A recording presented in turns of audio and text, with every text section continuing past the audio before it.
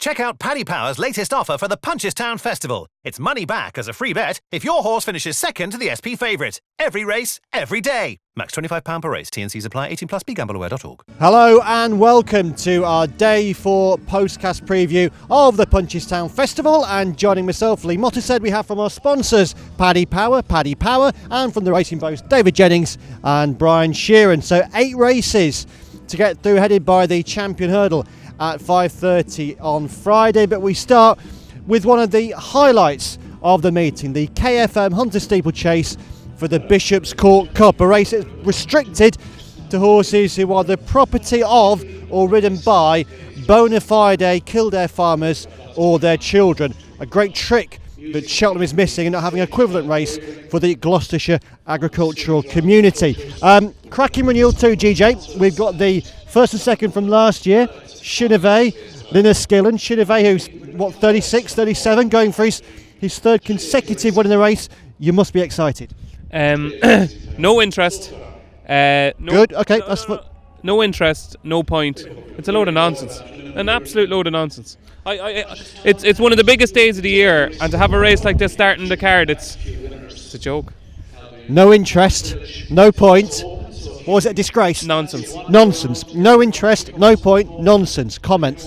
I'd have an entirely different opinion. I think provides the likes of Peter Marr and Dennis Cullen to advertise their abilities at the top level. Like, they wouldn't get a Punchestown Festival winner if it wasn't for these kind of races. And as much as back and known meat horses, your guilty pleasure, these are mine. So I'm going to give Shinavay a good old mention, because 14 years young, going to try and repeat the trick of last year, arrived here fresh after a year's absence. 14 years of it, has the form of beating Enniskillen. Enniskillen obviously turns out quickly after winning earlier on the week for Peter Marr. I think Shinavay will get us off to a flyer at 14 years young. Paddy, it's Brian's guilty pleasure. It's nonsense to DJ. What is it to you? It's worth the bet, isn't it? Like, I mean, it's the Shinavay hat-trick for me as well. Yeah, why not? If you back a winner, it doesn't matter how much the race is worth or who trains or whatever. If you get a winner, you get a winner. It's here for traditional reasons. Like, I mean, to be honest with you, I'm pretty apathetic about it, but I think Shinavay is worth the bet. No, I can't have a bet in it. I really can't. I honestly don't. I thought you were going to say something more radical on this. No, like, Brian makes an absolute great point. Like, it is fantastic for trainers like that to have their day in the sun, but it's not top level. These are poor horses, like, you know. Well, sometimes watching it's a terrifying thing watching those horses go around. Yeah, jockeys flying left, right, and centre. I don't know. Yeah, and it's a spectacle. But I go back. This is supposed to be our Cheltenham, like, and what it is. Yeah, like, you know, you're starting off with the Supreme on day one at Cheltenham. You have the Triumph Hurdle, JLT, and you're starting off with the Bishop's Court. You know, yeah. I don't know, not for me. But as Brian said, each to their own.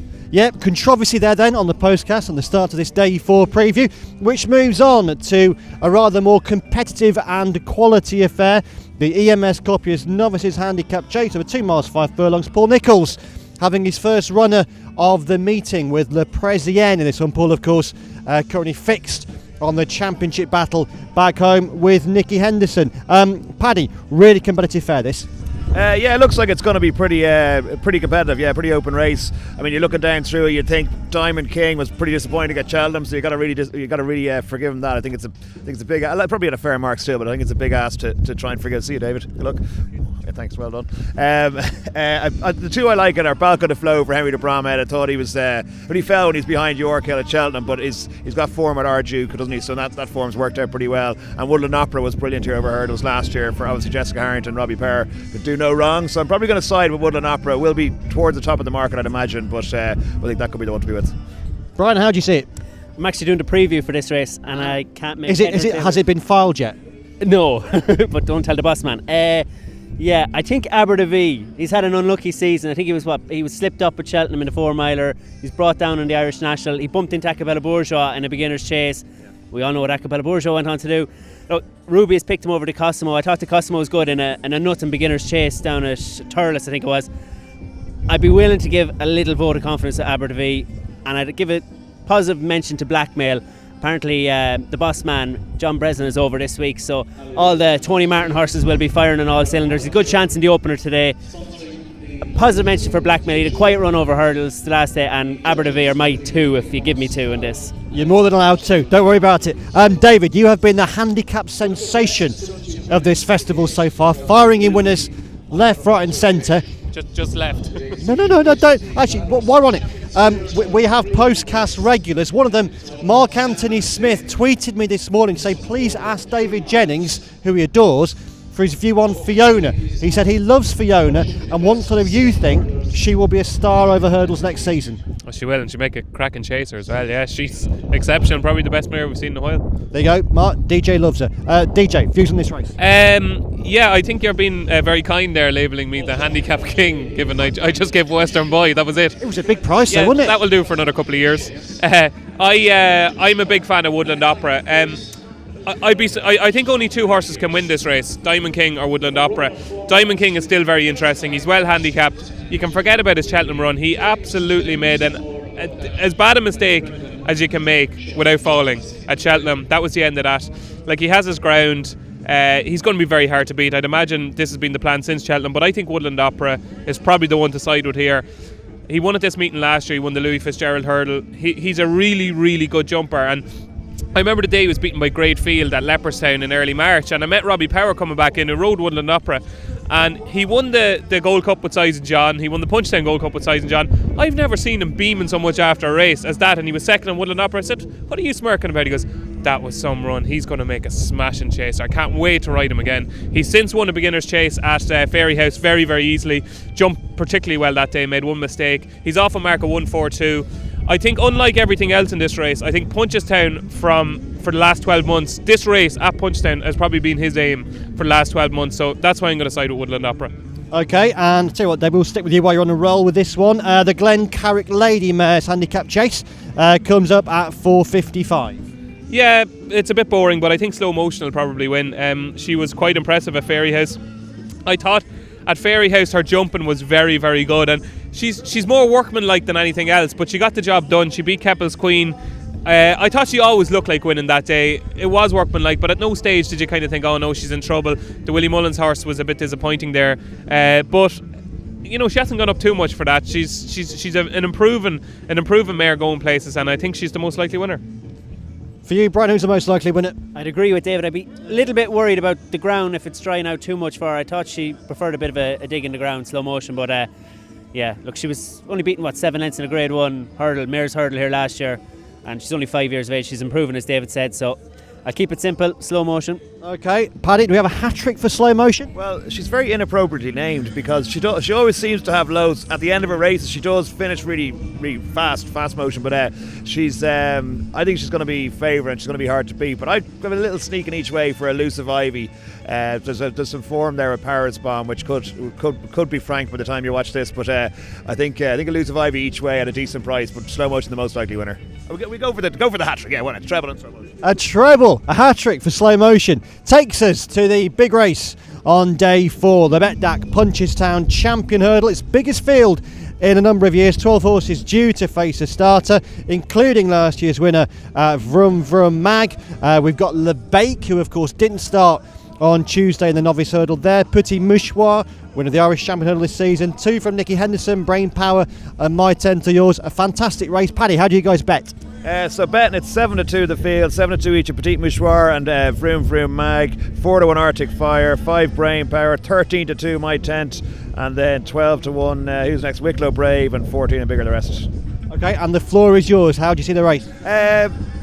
I think it's open, obviously, as the betting suggests. I think Vroom Vroom Mag getting the allowance might make a difference to her. I think she was a pretty good run at Cheltenham, really, even though she was third in the end or second, whatever she was.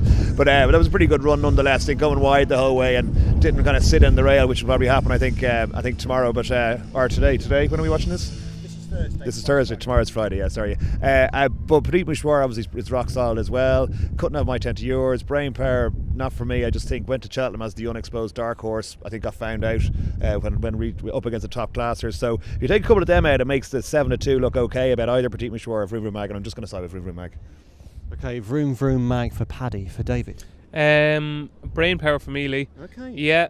Forgive him Cheltenham. I am going to forgive him Cheltenham. I think he's better going right-handed for starters. Yeah. And I know he fell in the Neptune, but I'm convinced that Consul Latai, who is now deceased, could have been a star, and he convincingly beat him twice. And I go back to, if we were a week before the champion hurdle now and Vroom Vroom Mag was in the race, you're talking about potentially a 10-1 shot, and very few people were giving her a chance, whereas we were going into the race thinking Brain Power could be, something a little bit special. I thought he ran okay at Cheltenham.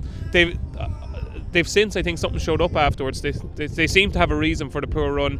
I just think there is a little bit more improvement than him. The rest of them have been here, the likes of the My Tent of Yours, the Arctic Fires.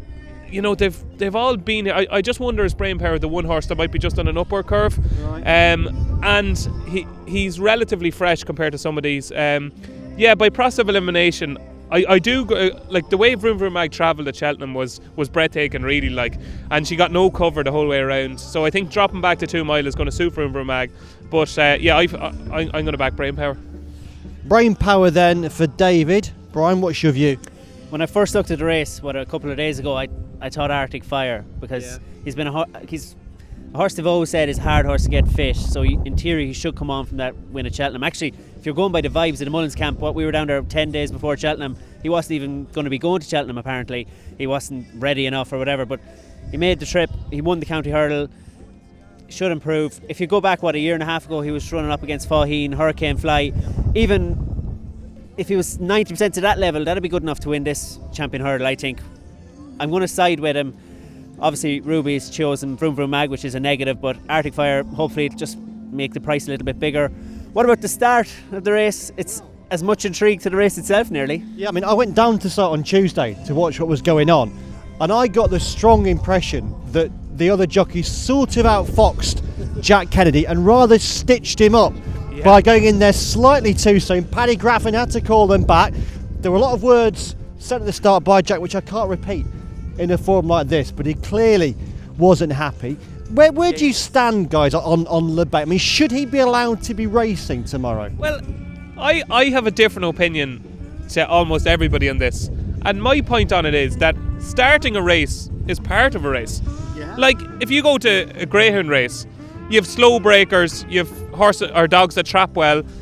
You have to be able to start a race. It's part of a race, and if he's not good at starting, well, that's his fault. It's nobody else's. Yeah, but so should he be allowed to race then? Yeah, because punters, that was factored into the price. Paddy will tell you, if LeBake was just a normal horse and wasn't a headbanger, there was no way he would have been 3-1 or 11-4 the other day. That's true. So it's factored into the price. So punters are taking a chance. It is factored into the price. But what about your casual race goer that comes along to races, probably isn't an aficionado of the form book, thinks that's a nice grey horse in their paddock, let's back him, and they lose their money without even having had a chance? Yeah, but sure, is that not the same as going to a football match and 2 players getting sent off in the first minute and a team wins easily? It's just part of the sport, and it's obviously a negative part of the sport, but there's not much you can do about it. I heard people saying, maybe give a horse, if they don't get past 100 yards in 20 seconds or something, then they're considered, that's the same as refusing, because it's quite clever what they did. This horse would have been banned if he didn't take off, obviously. And well, again, down at the start, one of the representatives from the stable shouted to Jack Kennedy as he was kicking the belly, just getting to jump one hurdle. So they knew what they were doing. Yeah, they absolutely knew what they were doing, because what a shame it would be if a horse, well, in my opinion, what a shame it would be if a horse as talented as LeBake wasn't allowed to even attempt to race. To me, it's disappointing. I wish he did start the other day, but I think it's always factored into the price. We all know what he can do now, and you're talking about the casual racegoer. It's part of racing, Lee. And just one last question: Will Davy Russell have any more success, do we think, at getting him to start than Jack Kennedy? Who wants to take that one? I think it's interesting that we're all spouting about how great Jack Kennedy gets on with the horse and all that kind of stuff, and he's the guy who's the key to the horse, and as soon as it goes pear-shaped again, he's jocked off and they stick Davy Russell on. Davy Russell's more experienced, obviously. Maybe it was a reaction to him being outfoxed by some of the more experienced jockeys, like you said. But like as David said, I think punters will be annoyed because, normally a bookie will refund on something if the horse doesn't start like that or whatever. But with him, it's literally in advance the trader will send emails around saying, we absolutely will not refund if this horse doesn't start. It's factored into the price. It's making it as clear as possible. And offer insurance, so he's 16-1 to win the race. He's 7-1 with starters insurance. It's 7-1 if you get your money back if he doesn't start. He's 4-6 not to start the race, so he's odds on not to start the race. I think Davy Russell has to be better than Jack Kennedy, who's more experienced, doesn't he? But I think the horse is just a bit of a head case. Like, I actually have some sympathy for what your esteemed leader, the great Bruce Milligan, said in his column, when he was saying that like, we're making heroes of Mad Moose and we're hardly making a hero of Levaque, but it's frustrating to watch. But at the same time, what can you do? He's a horse, an animal. Like, I mean, on the flat he'd be doing stalls tests and all that kind of stuff. I'm not sure what they can do on the national hunt though. The one thing I will say is I have no idea what it is, but the one thing I will say is they will do something completely different to what they've done already. Be it come in 50 yards behind the horses or be it 10 yards in front of the horses. I can guarantee you something different will be tried, but what it is I don't know. It will be... Go on, Brian. They have a visor on as well, just the last, whatever that'll do for him. We shall see.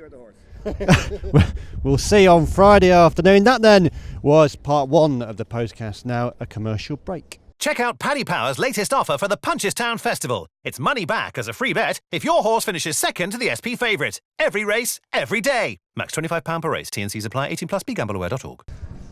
Welcome back, folks, to our Postcast preview of Punchestown Day 4 with Paddy Power, David Jennings, Brian Sheeran and myself, Lee Mottershead. And we start then with the fifth race on the card. This is the Champion Novice Hurdle, a Tattersalls Island Champion Novice Hurdle. This one over 2.5 miles. Humdinger over in Neil Finian's Oscar, going for the Potts Power Tizard combination that's been doing so well this spring. We've also got Death Duty unseated at Cheltenham. We've got Let's Dance, a Cheltenham Festival winner. But David Jennings, you have a big price horse to beat them all. I do, yeah. Look, it's a bit of a far-fetched idea, but I do think Kemboy is a very, very good horse. He was fifth in the Neptune and was a little bit unlucky not to finish a little bit closer to Willoughby Court. Was caught a little bit wide throughout. I think he's got a huge engine. He was second to Let's Dance at Leopardstown before Cheltenham back in February, and he made an absolute desperate mistake at second last that day. Would have been a lot closer to Let's Dance. I think he's an improving horse, lightly raced. Judging by jockey bookings, he's about the fourth choice Willie Mullins horse here. He's 14-1 with Paddy Power. Look, it's a good price about a good horse. He is a good horse. Look, he has to give £7 again to Let's Dance if he jumps a little bit better. And I just think the Cheltenham race might have made a man of him, because he went in there with just 2 runs under his belt. He's got a huge engine, he really does. I don't think he'll run like a 14-1 shot. Whether he's good enough to beat Let's Dance, to beat Finian's Oscar, who was exceptional at Aintree, I'm not quite sure, but I'll be willing to chance Kemboy at about 14-1. Okay, 14-1 about Kemboy. Paddy, how else do you price these the horses? Okay, so we got Finian's Oscar's favourite at 7-4 after winning that amazingly bad race at Aintree. Death Duty's 3-1. You got 4-1 Let's Dance, 7-1 Bacardi's, then 14-1 DJ's Kemboy, 16 Blueberry, and 20 and bigger the rest. I'm going to give Death Duty another chance, and I tell you why. Because I think that they ran even in the wrong race at Cheltenham, and I think they nailed their colours to the mast way too early, and they kind of had to stick. Well, they didn't have to, but they stuck with it. And I just think to win that race, the real Stayers novice race at Cheltenham, you just got to be tough as teak, don't you? It's not really a classy race. It's more just a grinder race, and he's got plenty of class. I think at 3-1, I think there'll be money for him actually, and I think he could come alive tomorrow, and I think he's going to be difficult to beat. Are you opposing the favourite as well, Brian? Finian's Oscar, is he likely favourite? Yeah. No, I'm probably going to side with him. I thought there was a great line in the Racing Post today. Our own Racing Post dark horse, Justin Hannon, said that when Robbie Power puts on the colours of the Potts, it's like Superman putting on his cape. And I just thought it was brilliant. It's a good line, isn't it? Very good, yeah. I actually texted Justin. I said, that's a great opening. Yeah, I just thought I'd tell you that. Yeah. Justin Hanlon, top work. And we didn't discuss this beforehand either, so yeah, look, I think Finian's Oscar will win.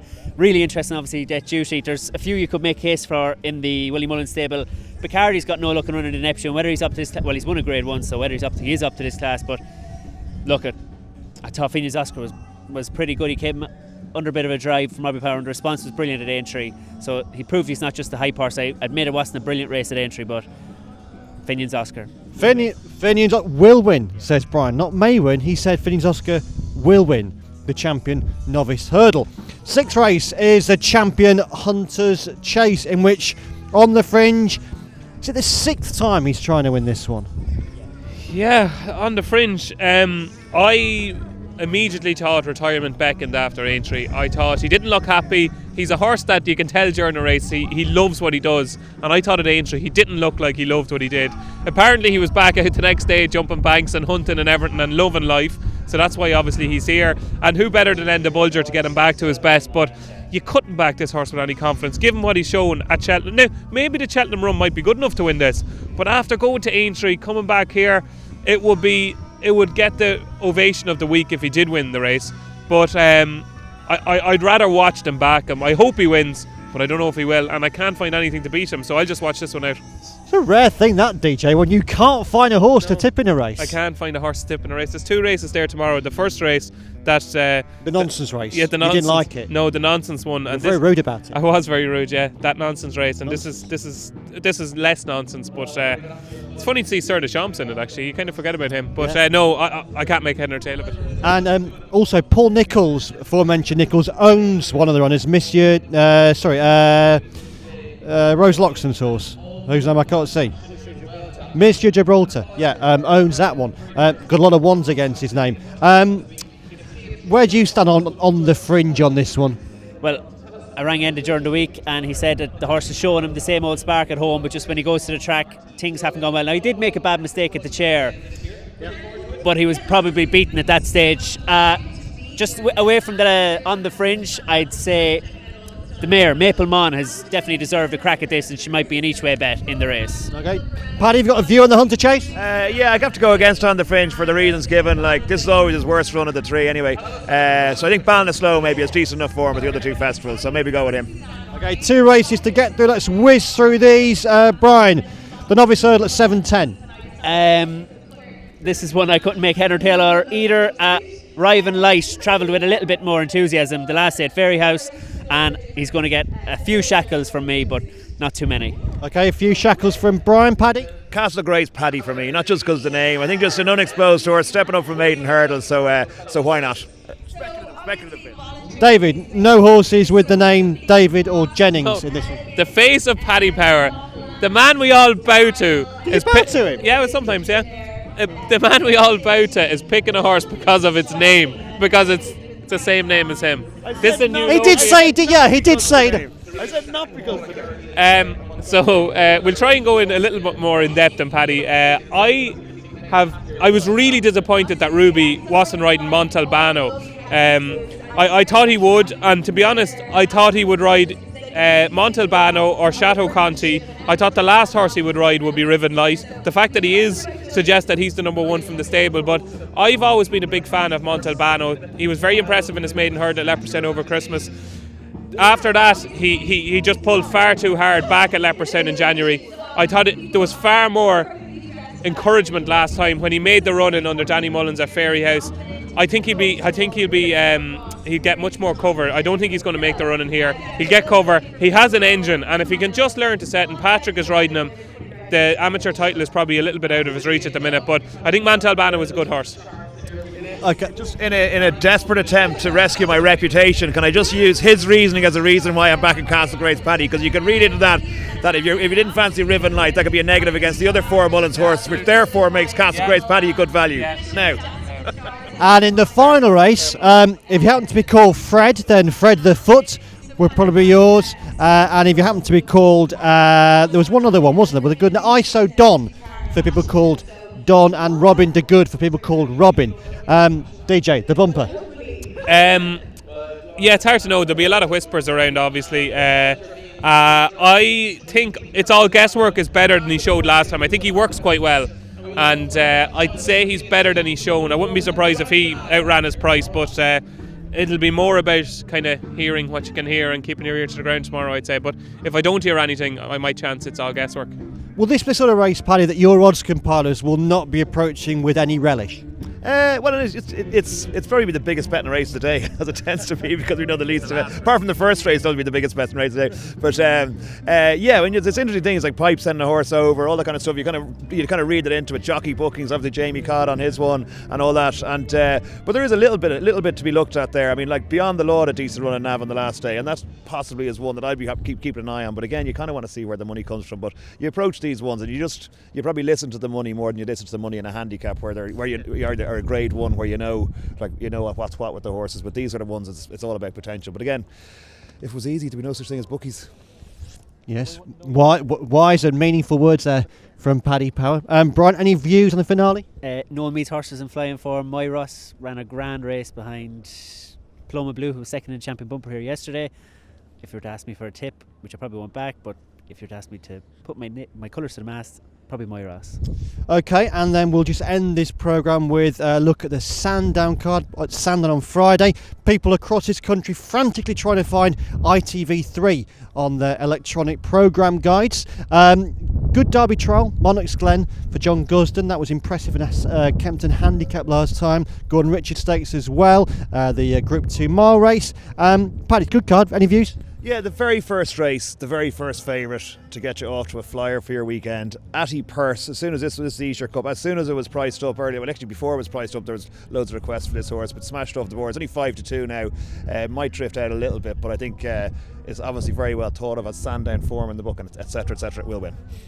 Will win, Paddy Power says. Atty Purse, that's 2 will wins if I had one. What was your will win? Cool Company, doesn't have Ryan Moore, has Pat Dobbs, who's perfectly capable, needs a good ride, but could be the horse to kind of mop up in the early parts of the season. Okay, what was your will win earlier that you had? My will win earlier. Finian's Oscar, yeah. Finian's Oscar, so 2 will wins. David? At Sandown, I have to say I was blown away by Monarch's Glen. I was really keen on Big Challenge that night at Kempton. Now, I mean, I told a few people, I said this Big Challenge is thrown in, he's chucked in on his handicap mark. I thought he was really impressive in his maiden, and to be honest, turning for home, I was really happy because Monarch's Glen had been keen on front with Frankie. I thought this was set up perfectly for Big Challenge, and then as I was just, when you're kind of in the chair and you're waiting for your horse to kind of take off, and I was like, right, come on Josephine, now, and it just never happened. And next thing I looked, and Monarch's Glen had gone like 6 lengths clear, and Frankie eased up so much that he was actually lucky because Big Challenge did fly home to be beaten a length. Never has a horse been so flattered by a losing distance as Big Challenge was that night, because Monarch's Glen could have won by double figures. He looked exceptional that night, and given how keen he was to be able to do what he did, if he's odds against, I think that's gets stuck in time. Worth a Derby anti-post now? I think he could. It's very hard to place judgment on a horse from one run, but I have to say I was blown away given how keen he was on the front end against good horses that were well handicapped. To do what he did was a fair achievement. Yeah, I think he could be very, very good. Who'd have thought it? We've gone from the Farmers Race to a Derby anti-post recommendation in one programme. To end that programme, your best bets then, guys, for day 4 at Punchestown. Paddy? Oh, mine is Vroom Mag and the big hurdle. Vroom Mag for Paddy. David? Woodland Opera in the 420. Woodland Opera in the 420. And Brian? Finian's Oscar. The champion of his hurdle. Finian's Oscar for Brian. That then was day 4. Tune in again for tomorrow's preview of the weekend action at Punchestown and Sandown. Goodbye. Check out Paddy Power's latest offer for the Punchestown Festival. It's money back as a free bet if your horse finishes second to the SP favourite. Every race, every day. Max £25 per race. T&Cs apply. 18+. BeGambleAware.org.